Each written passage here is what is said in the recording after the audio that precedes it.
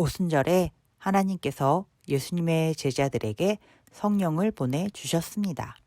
예수님의 제자들은 성령을 받고 성령께서 말하게 하신 대로 여러 나라의 언어로 하나님의 큰 일을 말하였습니다.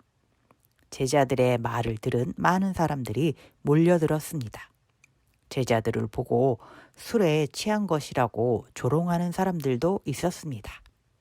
사도행전 2장 15절 때가 제3신이 너희 생각과 같이 이 사람들이 취한 것이 아니라 베드로가 몰려든 많은 사람들 앞에 서서 설명해 줍니다. 지금은 제3시 곧 아침 9시입니다. 우리는 술에 취하지 않았습니다. 옛 선지자 요엘의 말씀처럼 우리에게 하나님의 영이 임하여서 각 나라의 말을 하게 되었고 각 나라의 말로 하나님의 말씀을 전하게 되었다고 설명합니다.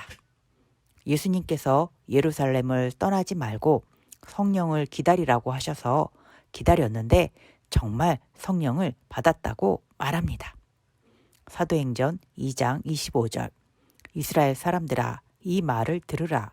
너희도 아는 바와 같이 하나님께서 나사렛 예수로 큰 권능과 기사와 표적을 너희 가운데서 베푸사 너희 앞에서 그를 증언하셨느니라. 베드로는 너희가 십자가에 못 박아서 죽게 한 나사렛 예수님이 바로 하나님께서 보내신 그리스도이시라고 말합니다. 예수님께서 그동안 보여주신 많은 기적들과 표적이 바로 그 증거라고 합니다. 사도행전 2장 32절 이 예수를 하나님이 살리신지라 우리가 다 이 일의 증인이로다. 베드로는 계속해서 말합니다. 너희가 예수님이 그리스도이신 것을 믿지 못하고 십자가에 못 박아 죽였지만 예수님은 3일 만에 다시 살아나셨습니다. 하나님께서 예수님을 살리셨습니다.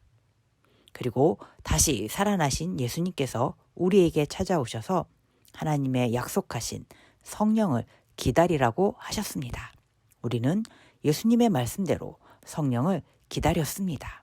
그리고 오늘 성령이 오셔서 우리는 여러 나라의 언어로 하나님의 큰 일을 여러분들에게 알려주게 되었습니다. 라고 베드로가 설명합니다. 사도행전 2장 37절 그들이 이 말을 듣고 마음에 찔려 베드로와 다른 사도들에게 물어 이르되 형제들아 우리가 어찌할꼬 하거늘 베드로의 설교를 들은 많은 사람들은 마음이 찔렸습니다. 자신들이 그동안 예수님의 말씀을 믿지 못했던 것을 깨닫고서 부끄럽고 두려워졌습니다. 하나님께 큰 죄를 지었기에 어떻게 해야 용서를 받을 수 있을지 걱정합니다. 사도행전 2장 38절 베드로가 이르되 너희가 회개하여 각각 예수 그리스도의 이름으로 침례를 받고 죄사함을 받으라. 그리하면 성령을 선물로 받으리니. 베드로는 자신들의 잘못을 인정하고 회개하라고 합니다. 예수님이 하나님께서 보내신 그리스도이심을 이제부터 믿으라고 합니다. 그리고 침례, 세례를 받고 믿음을 고백하라고 합니다. 그리하면 하나님께서 죄사함의 표시로 성령을 선물로 주실 것이라고 합니다. 사도행전 2장 41절 그 말을 받은 사람들은 침례를 받음에 이날에 신도의 수가 3,000이나 더하더라. 베드로의 말을 듣고서 많은 사람들이 예수님의 말씀을 믿지 않았던 자신들의 잘못을 회개하고 세례, 침례를 받았습니다. 그날에 3,000명이라는 사람이 예수님을 그리스도로 믿게 되었습니다. 예수님께서 하늘로 올라가시기 전에 제자들에게 하신 말씀이 있습니다. 성령을 받으라고 하셨습니다. 제자들이 성령을 받으면 성령의 권능으로 예루살렘과 온 유대와 사마리아와 땅끝까지 이르러서 예수님을 증거하는 증인이 될 수 있다고 하셨습니다. 그런데 예수님의 말씀대로 지금 예수님의 제자들은 땅끝까지 예수님의 증인이 되었습니다. 여러 나라에서 온 유대인들에게 여러 나라의 언어로 하나님의 말씀을, 예수님이 그리스도이심을 증거하고 있습니다. 예수님의 제자의 할 일은 예수님만이 그리스도이심을 증거하는 것입니다.